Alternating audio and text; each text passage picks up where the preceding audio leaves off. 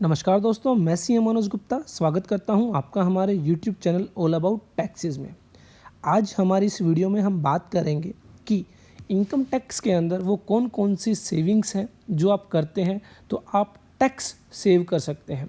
वो कौन से एक्सपेंसेस हैं जो आप ड्यूरिंग द प्रीवियस ईयर करते हैं तो आप उन पर टैक्स सेविंग कर सकते हैं। जी हाँ, जैसा कि आप सब जानते हैं कि 1,50,000 रुपये तक की टैक्स सेविंग की जा सकती है अंडर सेक्शन 80C। बहुत बार हमने अपनी वीडियोस में चर्चा की है, बहुत बार डिस्कशन किया है कि 80C से लेकर 80U सेक्शन के अंडर अगर आपने कोई भी इन्वेस्टमेंट की है, कोई भी पेमेंट की है, कोई भी एक्सपेंसेस इनकर किया है, आपको अलाउ की जाती है। तो आज हम चर्चा करने वाले हैं कि सेक्शन 80C के अंदर कौन कौन सी ऐसी सेविंग्स हैं, कौन कौन सी ऐसी पेमेंट्स हैं, कौन कौन से ऐसे एक्सपेंसेस हैं जो आप करते हैं तो आप अपना टैक्स बचा सकते हैं, टैक्स प्लानिंग कर सकते हैं। तो चलिए बात करते हैं deduction under section 80C। Deduction under section 80C shall be allowed only to an individual और हिंदू अनडिवाइडेड फैमिली। तो जो आपकी डिडक्शन है अंडर सेक्शन 80C वो एक इंडिविजुअल या फिर हिंदू अनडिवाइडेड फैमिली के द्वारा ही क्लेम की जा सकती है। Deduction under section 80C is not allowed to any partnership firm और एक कंपनी एटसेट्रा। तो बेसिकली आप ध्यान रखें, एक इंडिविजुअल और एचयूएफ के अलावा कोई भी व्यक्ति डिडक्शन 80C की क्लेम नहीं कर सकता है। सिर्फ एक इंडिविजुअल या फिर हिंदू अनडिवाइडेड फैमिली ही सेक्शन 80C की डिडक्शन क्लेम कर सकते हैं। उसके अलावा हमारे दो सेक्शन और बताए गए हैं, सेक्शन 80CCC और सेक्शन 80CCD।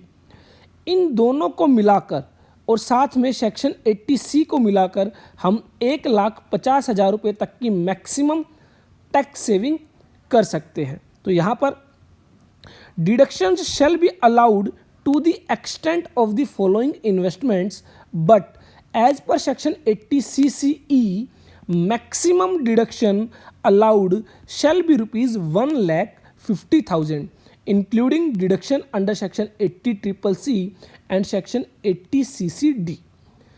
तो सबसे पहली जो डिडक्शन आती है NSC, नेशनल सेविंग सर्टिफिकेट। तो जैसा कि आप सब जानते हैं कि नेशनल सेविंग सर्टिफिकेट जो कि एक फिक्स डिपॉजिट FD की तरह होते हैं, आप किसी भी बैंक में जाकर NSC सर्टिफिकेट परचेज कर सकते हैं और आप जितनी भी अमाउंट के NSC जो नेशनल सेविंग सर्टिफिकेट परचेज करते हैं वो अमाउंट आप एज ए डिडक्शन क्लेम कर सकते हैं at the time of filing your income tax return. Maximum deduction आपको ध्यान रखना है 1,50,000 रुपये तक की अलाउ की जाती है सेक्शन 80C, सेक्शन 80CCC और सेक्शन 80CCD को मिलाकर। तो यहाँ पर deduction shall be allowed if amount has been invested in national saving certificate and NSC are just like a fixed deposit with a bank. Amount can be invested in the name of self, spouse or minor children and HUF can invest the amount in the name of any of its member. तो अगर आप एक individual हैं तो आप अपने spouse के लिए, दैट मीन्स अपनी वाइफ के लिए या फिर अपने हस्बैंड के लिए उसके नाम से भी परचेज कर सकते हैं, अपने माइनर चिल्ड्रन के नाम से भी परचेज कर सकते हैं। और अगर आप एक हिंदू अनडिवाइडेड फैमिली है तो ऐसे में आप यह इन्वेस्टमेंट अपने किसी भी मेंबर के नाम पर भी कर सकते हैं। Deduction shall be allowed equal to the amount invested. तो जितनी अमाउंट आप इन्वेस्ट करेंगे उतनी ही अमाउंट की आपको डिडक्शन मिलेगी।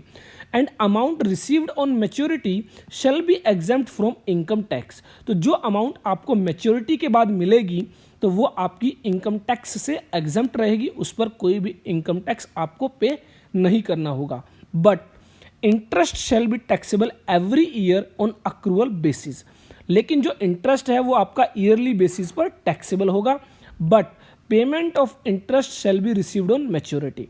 तो जितनी अमाउंट आप इन्वेस्ट करते हैं आपको एक टाइम के बाद सर्टेन पेमेंट कर दी जाती है। तो ऐसे में आप जितनी अमाउंट की पेमेंट आपको मैच्योरिटी पर मिलने वाली है और जितनी आप इन्वेस्ट करते हैं उसका जो डिफरेंस है वो आपका इंटरेस्ट अमाउंट होता है और वो आपका ईयरली टैक्सेबल रहेगा।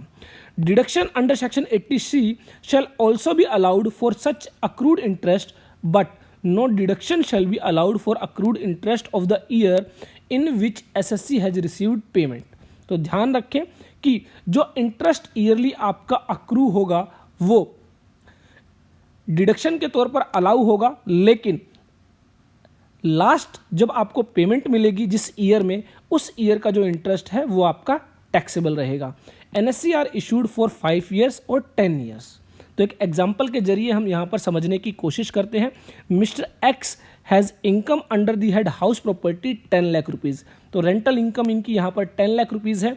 He has invested ₹50,000 in NSC on 1 October 2019. तो 1 अक्टूबर 2019 को ये 50,000 रुपये NSC national saving certificate purchase करते हैं. He has invested ₹40,000 in previous year 18-19 also. Previous year 18-19 में भी इन्होंने 40,000 रुपये की जो है NSC परचेज की थी. And there is accrued interest of ₹4,000 in previous year 19-20. 4,000 रुपये का इंटरेस्ट अक्रू है. He has also received 1 lakh on maturity of NSC which were invested in the earlier years, and original amount is ₹60,000 and interest for current year is 8,000. In this case compute his tax liability. तो यहाँ पर आपको ध्यान देना है 2019-20 में उन्होंने 50,000 रुपये की इन्वेस्टमेंट की. 2018-19 में उन्होंने 40,000 रुपये की इन्वेस्टमेंट की, और कुछ इन्वेस्टमेंट उन्होंने पहले की थी जो 60,000 रुपये की थी और जिसके लिए उनको 1 लाख रुपये रिसीव हुए हैं. तो यहाँ पर 40,000 रुपये का जो है डिफरेंस जो है इंटरेस्ट रिसीव हुआ है ओल्ड इन्वेस्टमेंट पर, और इसमें से 8,000 रुपये का जो इंटरेस्ट है वो करंट ईयर इंटरेस्ट है. 40,000 रुपये पर 4,000 रुपये का इंटरेस्ट है जो अक्रू है. और इसके अलावा यहाँ पर हमें बताया गया है हाउस प्रॉपर्टी से इनकम है जो आपकी 10 लाख रुपए, और इनकम फ्रॉम अदर सोर्सेज जो होगी आपकी इंटरेस्ट इनकम 4,000 प्लस 8,000, 12,000 रुपये की यहाँ पर इंटरेस्ट इनकम रहेगी. तो ग्रॉस टोटल इनकम हो जाती है 10,12,000 रुपये. ऐसे में आपको ध्यान रखना है इस 4,000 रुपये की जो डिडक्शन आपको अलाउ की जाएगी, क्योंकि ये जो इंटरेस्ट है सेकेंड ईयर का इंटरेस्ट है, जबकि लास्ट ईयर का इंटरेस्ट टैक्सेबल होता है. 8,000 रुपये का जो इंटरेस्ट है यह टैक्सेबल रहेगा क्योंकि यह लास्ट ईयर का इंटरेस्ट है. और इसके अलावा 50,000 रुपये की जो इन्वेस्टमेंट की गई है करंट ईयर में वो आपकी अलाउ की जाएगी. तो यहाँ पर डिडक्शन अंडर सेक्शन 80C 50,000 रुपये प्लस 4,000 रुपये, 54,000 रुपये की डिडक्शन आपको मिलेगी. इस 8,000 रुपये की डिडक्शन आपको नहीं मिलेगी क्योंकि जिस साल आपकी NSC मैच्योर होती है उस साल आपको जो इंटरेस्ट मिलता है वो टैक्सेबल होता है. तो ध्यान रखें कि यह जो 60,000 रुपये की NSC है यह मैच्योर हो चुकी है. 1 लाख रुपये यहाँ पर मिले हैं. इस 1 लाख रुपये में 8,000 रुपये करंट ईयर का इंटरेस्ट है जो कि आपका टैक्सेबल रहेगा. और 4,000 रुपये का जो इंटरेस्ट है यह सेकेंड ईयर का इंटरेस्ट है, वो आपका अदर सोर्सेज इनकम में एक बार इंक्लूड होगा. बाकी 4,000 रुपये आपको फिर से डिडक्शन के तौर पर अलाउ किया जाएगा. तो यहाँ पर आपकी टोटल इनकम हो जाती है 9,58,000 रुपये. और स्लैब रेट के अकॉर्डिंग अगर आप टैक्स कंप्यूट करते हैं तो 1,04,100 रुपये का टैक्स आ जाता है, जिस पर हेल्थ एंड एजुकेशन सेस 4,164 रुपये, और आपकी टोटल टैक्स लायबिलिटी 1,08,264 रुपये आ जाती है. तो इस तरह आप NSC में जो है डिडक्शंस क्लेम करते हैं.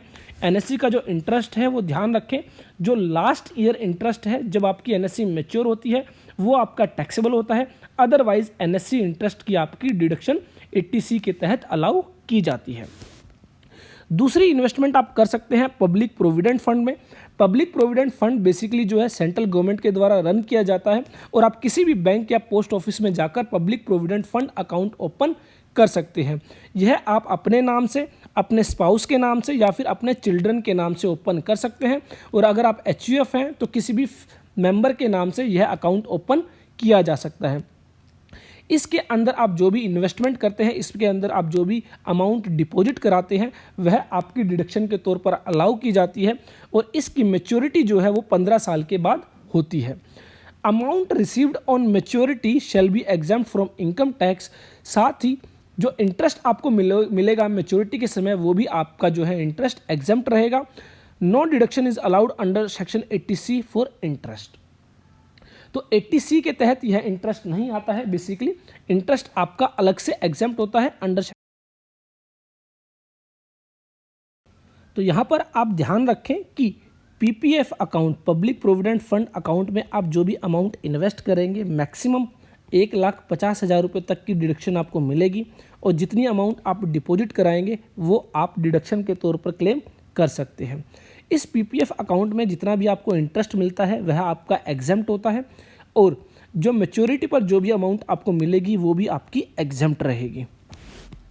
उसके बाद तीसरी सेविंग आती है investment in fixed deposit FD for a period of 5 years और मोर विद शेड्यूल्ड बैंक्स। तो अगर आप कोई फिक्स्ड डिपॉजिट कराते हैं 5 साल या उससे ज़्यादा के लिए, तो वो भी आपका टैक्स बचा सकती है। जितने भी अमाउंट की आप फिक्स्ड डिपॉजिट कराएंगे उतनी अमाउंट की आप डिडक्शन क्लेम कर सकते हैं at the time of filing your income tax return, provided the term deposits are issued in accordance with a scheme notified by the central government. तो बेसिकली जो आपके बैंक टर्म डिपॉजिट होते हैं, FDs होते हैं, वो इन स्कीम्स के under आते हैं, और कोई भी इंडिविजुअल या हिंदू अनडिवाइडेड फैमिली जो है फिक्स्ड डिपॉजिट करा सकती है। यहाँ पर आपको ध्यान रखना है, इंडिविजुअल जो है वो अपने नाम से ही फिक्स्ड डिपॉजिट कराएगा। यहाँ पर स्पाउस के लिए, चिल्ड्रन के लिए छूट नहीं दी गई है, यहाँ पर उसको अपने नाम से ही एफडी करानी होगी। हिंदू अनडिवाइडेड फैमिली के केस में जो है वह किसी भी नाम से, फैमिली मेंबर के नाम से करा सकता है। The deposit should be for a minimum period of 5 years। तो आपको कम से कम 5 साल के लिए यह एफडी करानी होगी। Interest income shall be taxable on accrual basis. जो इंटरेस्ट इनकम है वो आपकी ईयरली बेसिस पर, अक्रूवल बेसिस पर टैक्सेबल होगी, and it will not qualify for deduction under section 80C। तो जो इंटरेस्ट है उसकी कोई भी छूट आपको 80C के तहत नहीं दी जाएगी। Principal amount received on maturity shall be exempt. तो जैसा कि आप इंटरेस्ट ईयरली टैक्सेबल रहेगा, तो ऐसे में मैच्योरिटी पर आपको जो भी अमाउंट मिलेगी इंटरेस्ट विद प्रिंसिपल वो आपकी एग्जेम्प्ट रहेगी। Individual can deposit the amount only in his own name, and HUF can deposit the amount in the name of any of its member. तो ऐसे ही 5 years या इससे ज़्यादा की डिपॉजिट आप किसी भी पोस्ट ऑफिस में करा सकते हैं। यहाँ पर उसके लिए भी जो है आपके सेम नॉर्म्स रहेंगे। 5 years का यह पोस्ट ऑफिस टाइम डिपॉजिट रहेगा। Interest shall be paid on annual basis, और अमाउंट जो आपकी मैच्योरिटी पर वो एग्जेम्प्ट रहेगी। उसके बाद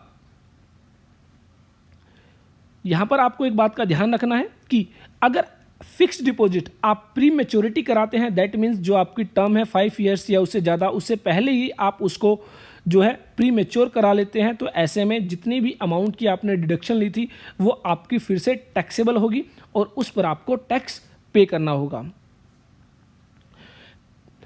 इफ़ उसके बाद हम बात करते हैं, अगर आप कोई होम लोन लेते हैं एडिशन, ऑल्ट्रेशन या रिपेयर के लिए, तो ऐसे में अगर आपने कोई होम लोन लिया है उसकी प्रिंसिपल की आप पेमेंट करते हैं, तो ऐसे में प्रिंसिपल की जो पेमेंट है वो आपको सेक्शन 80C के तहत जो है छूट के तौर पर दी जाती है, उसकी डिडक्शन आप क्लेम कर सकते हैं। If an assessee has taken a loan from a notified organisation like banks, financial institution etcetera for purchase और construction of a residential house. तो रेजिडेंशियल हाउस आप परचेज करना चाहते हैं या फिर कंस्ट्रक्ट करना चाहते हैं, in such case deduction shall be allowed equal to the amount repaid by the assessee towards principal. तो ड्यूरिंग द प्रीवियस ईयर जो भी प्रिंसिपल की पेमेंट आप करेंगे वो आपकी डिडक्शन के तौर पर आपको मिलेगी। इंटरेस्ट की पेमेंट जो है वो 80C के तहत नहीं आती है, वो आपकी सेक्शन 24 के तहत हाउस प्रॉपर्टी के अंडर आपको उसकी छूट मिलती है। If loan has been taken for addition, alteration और repair of the house property, no deduction is allowed. तो ऐसे में अगर आपने एडिशन, ऑल्ट्रेशन या रिपेयर के लिए जो लोन लिया है उसकी कोई भी डिडक्शन आपको नहीं दी जाएगी। सिर्फ परचेज और कंस्ट्रक्शन के लिए आप कोई होम लोन लेते हैं तो ऐसे में उसकी प्रिंसिपल पेमेंट आप सेक्शन 80C के तहत क्लेम कर सकते हैं। उसके बाद